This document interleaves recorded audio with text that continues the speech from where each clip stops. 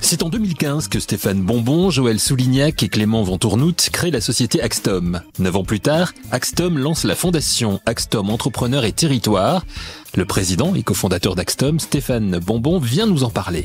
Les grands entretiens, un podcast Imo Week. Avant d'évoquer la fondation, Stéphane Bonbon revient sur la création du groupe Axtom en 2015. Quel était son état d'esprit à ce moment-là? Quelle était son envie?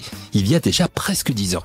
Exactement, il y a presque 10 ans, écoutez, cette société a été créée dans le cadre d'une opportunité de pouvoir développer une activité que j'avais initiée dans un grand groupe qui ne souhaitait plus l'initier. Et donc, j'ai eu la chance de pouvoir, avec une activité initiale, me lancer dans l'entrepreneuriat et développer cette activité avec ce qui fera demain, et du moins aujourd'hui, le groupe, le souhait de ne pas forcément travailler seul. Parce que j'avais pas cette habitude déjà dans le groupe dans lequel j'étais historiquement. Et donc très très rapidement, j'ai sollicité un ami banquier en lui proposant dans le cadre de la poursuite de sa carrière éventuellement de me rejoindre si on sentait l'opportunité de pouvoir le faire. Voilà comment Axtom est né début 2015. Presque 10 ans après, quel constat vous tirez de ces années? Alors Axtom, on définit un petit peu, ce sont 4 métiers et 4 sociétés différentes, c'est ça? Exactement. Déjà, Axtom, c'est un collectif d'entrepreneurs. On se définit comme tel. On travaille pour les collectivités et les entreprises. Donc, on est spécialisé sur l'accompagnement de ces dernières et sur tout le cheminement jusqu'à l'immobilier. Donc, la problématique d'implantation d'une entreprise, la problématique de valorisation d'un territoire et évidemment surtout l'immobilier qui est sous-jacent. Immobilier d'activité, immobilier logistique, immobilier commercial, immobilier tertiaire. On travaille sur l'ensemble des éléments. On ne fait pas de résidentiel. C'est un peu la particularité du groupe. Et là aussi, on est présent sur l'ensemble des territoires. On travaille partout en France, sur tous les métiers, avec aujourd'hui une trentaine de filiales réparties sur les grandes régions. Alors depuis 2015, il s'est passé beaucoup de choses dans les secteurs que vous couvrez. Justement, il y a eu la crise du Covid, il y a eu une crise économique et géopolitique également qui a suivi. On a eu une année 2023 qui a été un petit peu compliquée. Comment vous avez traversé toutes ces périodes et aussi, est-ce que ça a été un petit peu formateur quelque part ? Oui, je pense formateur comme beaucoup de gens. On les a traversés, je pense, avec plus de réussite peut-être que certains.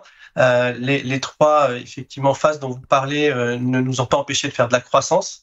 Sur cette période-là, nous avons eu une croissance à 3 chiffres sur l'ensemble de ces périodes. Qu'est-ce que ça nous a appris? Ça nous a appris ce qui arrive de toute façon dans toutes ces phases de crise, qu'il y a nécessité de savoir rester innovant, de savoir rester proche de son client, de savoir aussi être résilient. C'est un peu la base du modèle d'Axtom, très clairement. Pour resituer un tout petit peu Axtom, vous parliez de 4 métiers, il y en a effectivement 4. Accompagnement des territoires avec Ancoris, donc nous sommes basés en France et à l'international. Nous avons Axdev, qui est une société de montage et de promotion immobilière. Nous avons Access, qui fait de la construction clé en main. Et enfin, Octalise, qui fait de l'investissement immobilier pour son propre compte et le compte de tiers. Donc, la réalité, c'est que l'ensemble de ces métiers est dirigé par des associés. C'est ça un petit peu la particularité du groupe. Ce sont des associés qui sont associés au capital. Et sur ces métiers-là, on a décidé de les déployer en région, en trouvant dans chacune des régions et même des territoires. Aujourd'hui, c'est une quinzaine de filiales pour chacun des métiers. Demain, ce sera une trentaine. De trouver un dirigeant qui souhaite entreprendre. Et notre métier, c'est d'accompagner ces dirigeants dans ces métiers-là pour qu'ils entreprennent et donc qu'ils soient au capital de l'entreprise. Et c'est ça un petit peu Axtom aujourd'hui, c'est la volonté de partager la valeur créée par les dirigeants et de recréer des TPE, PME dans des territoires. Donc nous sommes une multitude de TPE, PME dans des territoires. Je parlais de résilience tout simplement parce qu'effectivement, on a rattaché à l'entreprise et à son capital son dirigeant. Et comme vous le savez, quand on dirige une entreprise et qu'on en est l'actionnaire et que son seul revenu provient du résultat de l'entreprise, dans les phases de crise, on a tendance à savoir serrer soi-même sa ceinture pour garder son outil de travail. c'est probablement aussi ce qui fait la réussite du modèle, c'est que comme ce sont les revenus de nos dirigeants et les nôtres, nous sommes tous à part égale dans les entreprises, de manière à ce qu'il n'y ait pas de revenus différenciés, eh bien nous nous retrouvons avec des dirigeants qui vont chercher, qui parlent à des dirigeants, qui connaissent des dirigeants, qui sont très implantés localement, et c'est probablement une des raisons qui nous a fait passer cette phase complexe. Et justement, vous y aviez pensé à l'avance, je dirais avant d'être confronté à la crise, ce modèle-là a été fait aussi pour ça, pour pouvoir surmonter, on va dire, les périodes un petit peu difficiles. Ce modèle a d'abord été fait sur le fait de se dire que lorsqu'on est très bien implanté dans son territoire et de manière assez restreinte, l'idée c'est pas un territoire, c'est pas la France, un territoire à l'extrême, ça pourrait être un département. Je fais l'extrême, mais nous raisonnons plutôt par rapport à une part de marché. On considère que notre associé doit pouvoir développer une activité qui lui permette de vivre très correctement dans le cadre d'un marché que l'on définit et que l'on travaille avec lui. Et pour revenir à votre question, est-ce qu'on y a pensé préalablement? Oui et non. C'est-à-dire qu'en imaginant qu'effectivement on avait des dirigeants dans l'entreprise qui savaient correctement gérer leur entreprise et aller chercher leur marché très près de leurs clients, et surtout bien servir leurs clients, on est convaincu et on l'a tous vécu par expérience. Dans les phases de crise, les clients cherchent à avoir des entreprises et des partenaires qui sont résilients et toujours près d'eux. Et c'est ça vraiment, j'allais dire, l'ADN du groupe, c'est de rester proche de ses clients et de bien les servir. Et dans les crises, on reste généralement très sollicité. Maintenant que nous connaissons mieux le groupe Axtom, entrons avec Stéphane Bonbon dans l'actualité qui est le lancement de la fondation Axtom Entrepreneurs et Territoires, épaulée par la Fondation de France. Quel est son ADN et pourquoi avoir décidé de lancer une telle fondation? Réponse de Stéphane Bonbon. Écoutez, c'est un peu une lubie d'il y a 2 ans. L'entreprise a grossi très vite. Aujourd'hui, nous sommes 40 associés et 180 collaborateurs. Et cette réussite que partagent nos associés, on a voulu un petit peu se dire que on pouvait continuer dans les territoires à accompagner d'autres personnes. Quelque part, on est sur une chaîne humaine. On est tous associés les uns aux autres, donc on se tient tous la main. Et le maillon final, quand on est dans un territoire, c'est aussi d'aider peut-être ceux qui n'ont pas la chance d'être accompagnés comme nous on peut le faire avec des entrepreneurs dans des métiers que l'on maîtrise. Donc l'idée de la fondation, c'est d'aller chercher des jeunes entrepreneurs ou des entrepreneurs qui ont une expérience, qui ont une difficulté, et de leur proposer, de les accompagner, de leur donner une bourse. Donc évidemment, tous les projets ne seront pas valides dans le cadre de la Fondation, puisque comme vous l'avez dit, nous sommes sous l'égide de la Fondation de France et que l'on bénéficie de ce fait par sa structuration d'un avantage fiscal. Donc on a une vraie volonté sociétale et le projet porté par l'entrepreneur doit y répondre. Et on va donner des bourses. Cette bourse proviendra des résultats de l'ensemble des entreprises du groupe, de la holding jusqu'à l'entreprise régionale.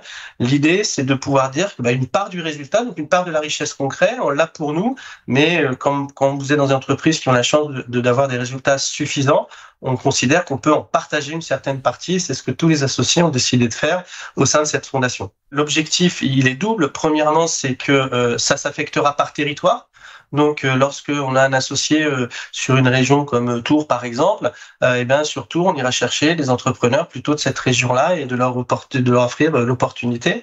Et ça, c'est le premier point. Deuxième point, on espère et on le souhaite que nos partenaires et nos clients participent aussi à cette fondation pour accompagner des entrepreneurs, des entreprises. Et là, pas spécifiquement dans l'immobilier, j'allais même dire d'ailleurs sûrement pas dans l'immobilier, c'est-à-dire tout type d'activité sociétale, régionale, qui n'a rien à voir, c'est pas du capital, on sera juste en forme de bourse, c'est une donation, et cette donation, nous, notre objectif, c'est d'accompagner ensuite l'entrepreneur, de le coacher par nos associés, par nos collaborateurs, tous ceux du groupe qui ont envie de s'investir. Quel que soit le secteur de l'entreprise, ça c'est important. Quel que soit le secteur de l'entreprise, ça peut être une petite industrie, ça peut être un auto-entrepreneur, tout est possible. Encore une fois, dans le cadre de nos obligations, dans le cadre d'une fondation, évidemment. Donc chaque dossier sera analysé. Nous avons des membres de la fondation qui sont composés à la fois de personnes externes qui ont été dans nos réseaux ou même apportées par la Fondation de France, et aussi des auditeurs internes qui vont valider les dossiers. Une fois que le dossier sera validé, la bourse sera versée. On vise sur les 2 prochaines années une centaine de projets accompagnés voilà, sur des bases de bourse pouvant aller jusqu'à 10 000 euros l'unité. Alors 100 projets sur les 2 années qui viennent, c'est beaucoup et en même temps c'est pas beaucoup dans la mesure où, comme vous dites au début, vous allez peut-être aller les chercher les entreprises, mais ça va vite se savoir et elles vont venir d'elles-mêmes. Elles vont déposer un dossier. Comment elles peuvent faire, ces entreprises qui nous écoutent par exemple et qui se disent tiens, ça m'intéresse, j'ai envie de postuler? Alors c'est déjà des jeunes entrepreneurs avant que ce soit une entreprise, puisque l'objectif c'est de les accompagner dans leur création d'entreprise. C'est vraiment déjà cette partie-ci. Donc oui, ça se fera au terme de la fondation qui sera dirigée par un de nos consultants qui aura cette fonction-là. Donc il y a plusieurs canaux en fait. Effectivement, il y a la capacité de nous écrire et de proposer un dossier. Ça, c'est une première chose. On va évidemment travailler avec les territoires qui auront beaucoup d'entreprises. On va aussi probablement au début subventionner quelques associations qui ont aussi vocation à accompagner des entrepreneurs, parce que comme vous le dites, on sera peut-être pas au début en capacité de pouvoir trouver autant d'entrepreneurs qu'on le souhaiterait. Donc il y a déjà des associations connues sur la place. Je pense à l'ADI, je pense à 60 000 rebonds. Je pense qu'on travaillera avec eux. Je pense qu'on subventionnera peut-être quelques jeunes directement. Enfin, on va voir comment on peut le faire. Mais en fait, l'idée, elle va être aussi proportionnelle à notre capacité de versement des fonds. Et plus on aura des partenaires et plus nos résultats seront importants, plus on pourra accompagner des entreprises. Et ces fonds, des entrepreneurs. Voilà. Et ces fonds, comment ça va? Comment vous allez décider d'octroyer telle ou telle somme à telle entreprise? Ça sera en fonction du projet, en fonction de... Exactement. Ouais. Aujourd'hui, si vous voulez, on a lancé la fondation. On a les premiers comités qui se lancent pour valider, j'allais dire, les octrois et plus particulièrement quelle typologie de montant on va définir. L'idée, c'est de trouver une forme d'équité dans les projets, de pas avoir des distorsions trop importantes et de pouvoir plutôt multiplier le nombre d'aides. Encore une fois, il faut imaginer, on fait pas du capital risque du tout, ça reste de la donation. Notre objectif premier, c'est d'aider l'entrepreneur à trouver ses premiers fonds après nous. Donc nous, on va subventionner le démarrage de son activité, on va l'aider peut-être dans des relations bancaires, on va l'aider aussi avec nos réseaux. Encore une fois, l'objectif, c'est pas de financer capitalistiquement l'entreprise, c'est vraiment de l'aider dans ses premières dépenses, dans ses premiers projets, dans sa création même de l'entreprise. Ça veut dire que l'entreprise, il faut qu'elle ait quoi, 1 an maximum, ou qu'elle soit au moment de sa création? Non, même pas. Des entreprises non créées. D'accord. C'est même des entreprises non créées. L'objectif, c'est de créer des entreprises. C'est vraiment il faut savoir qu'Axtom, sa vocation même, c'est de créer des entreprises sur des territoires. Et nous, on ne rachète pas d'entreprises dans les métiers que l'on connaît. On le fait dans les métiers aujourd'hui que l'on connaît par création interne de l'ensemble des filiales. Donc c'est vraiment là-dessus que l'on veut travailler. On veut accompagner ces entrepreneurs à créer leur entreprise. Voilà pour le fonctionnement de la fondation Axtom Entrepreneurs et Territoires. Mais qu'est-ce que cette fondation va apporter au groupe Axtom? Stéphane Bonbon nous l'explique. Dans un premier temps, c'est une vraie continuité de notre ADN. Donc, c'est vraiment renvoyer l'ascenseur, demander à nos associés, c'est comme ça qu'ils le perçoivent, de renvoyer l'ascenseur de la chaîne que l'on a créée ensemble d'accompagnement. Qu'est-ce que ça pourrait apporter demain? Aujourd'hui, je suis incapable de le faire. Ce qui est sûr, c'est que la vocation d'Axtom, c'est demain de créer beaucoup d'autres métiers. Et je ne sais pas lesquels, mais dans l'industrie peut-être demain, il faut aussi qu'on stabilise le groupe. On est en croissance très forte, donc il faut pas tout faire tout vite, n'importe comment. Donc il est clair qu'à terme, si on trouve des métiers qui peuvent rentrer dans l'écosystème d'Axtom, on développera ces métiers en France et à l'international. Donc c'est peut-être l'occasion de trouver des métiers qui seront des belles idées d'entrepreneurs et qu'on accompagnera cette fois-ci capitalistiquement parlant demain dans le cadre du groupe. Alors au-delà de la fondation, est-ce que avec vous Stéphane, on peut dresser un bilan de l'année 2023 qui s'est terminée? Comment pour Axtom? Et un mot sur vos objectifs aussi 2024 avec, si vous en avez quelques exemples. Mais écoutez, l'année 2023 c'est encore plutôt très bien passé. On a cette chance d'avoir un accompagnement de plusieurs acteurs dans le cadre de notre développement. Le groupe Axtom clôture une année 2023 au-dessus de 200 millions d'euros de chiffre d'affaires. 2022, c'était 154 millions. Donc on a une croissance supérieure à 30% sur une année compliquée que vous connaissez. On a la chance d'avoir un EBITDA qui a été légèrement amélioré. Donc on ne fait pas de la croissance en détruisant de la valeur. Au contraire, on continue cette croissance en maîtrisant notre valeur et notre création de valeur. 2024 est en tout cas en termes d'ambition prévu de continuer sur un rythme assez similaire. On vise 20% de croissance sur l'année 2024 avec le portefeuille d'activités que nous avons sur tous les métiers, mais aussi grâce à la création de nouvelles agences. Donc on a à la fois entre 3 et 6 nouvelles agences à créer cette année, ce que l'on a fait l'année dernière, recruter, puisque cette année on a recruté près de 60 personnes et on pense en recruter encore une trentaine à minima l'année 2024, j'entends. On va aussi réfléchir à de nouveaux métiers connexes, puisqu'encore une fois, notre objectif, c'est de trouver toutes les solutions de valeur pour les entreprises, en particulier sur leurs problématiques immobilières. Donc, tout ce qui va être la gestion de l'immobilier et en particulier de l'investissement en immobilier est une réflexion que l'on a et que l'on souhaite développer en 2024. De la même manière, dans la gestion technique des immeubles. Tous ces sujets-là, en fait, on y réfléchit pour continuer à développer, à s'implanter en vue pour les années suivantes aussi de répéter ce modèle à l'étranger. Comment analysez-vous l'évolution du marché immobilier dans les secteurs qui sont les vôtres, bien évidemment, pour la suite, pour cette année, mais aussi peut-être à plus long terme? Est-ce que les choses sont en train de s'améliorer? On entend dire cela actuellement. Alors, oui. De toute façon, elles doivent s'améliorer. Donc, ce serait idiot de penser le contraire. Nous travaillons beaucoup, sur l'immobilier d'entreprise dédié aux TPE et PME. C'est probablement ce qui nous préserve des difficultés que peuvent rencontrer déjà nos confrères de l'immobilier résidentiel, comme vous le savez, qui est compliqué, y compris de l'immobilier tertiaire de grands actifs, qui est souvent un métier d'investissement, comme la logistique, qui a vécu en 2023, sa plus grosse crise, puisqu'il y a eu une chute titanesque de près de 70% des investissements en immobilier logistique. Donc évidemment, toute cette sous-activité va perturber le marché. Donc il y a beaucoup de développements qui ne se lanceront pas, alors que jusqu'ici, beaucoup étaient lancés en blanc.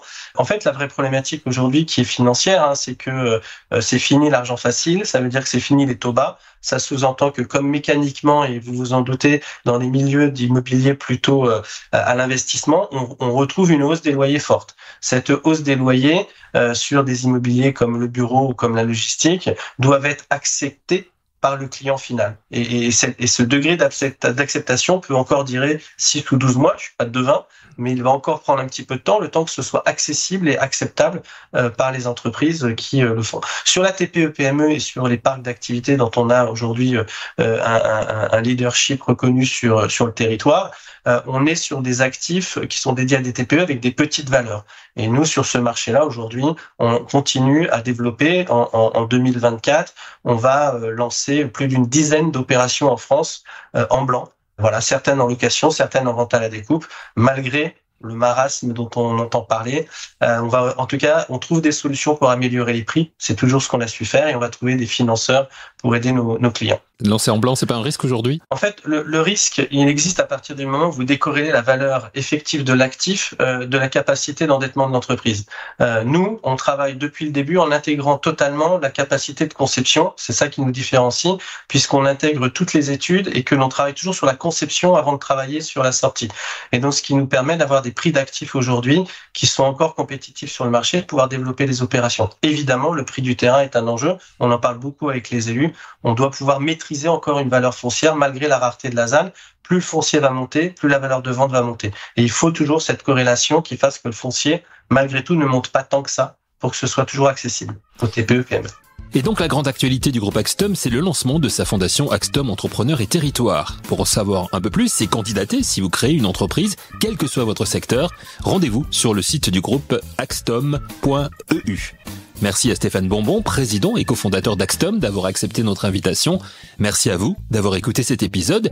Le prochain, c'est dans une semaine, pour la suite de Les grands entretiens, un podcast Imo Week.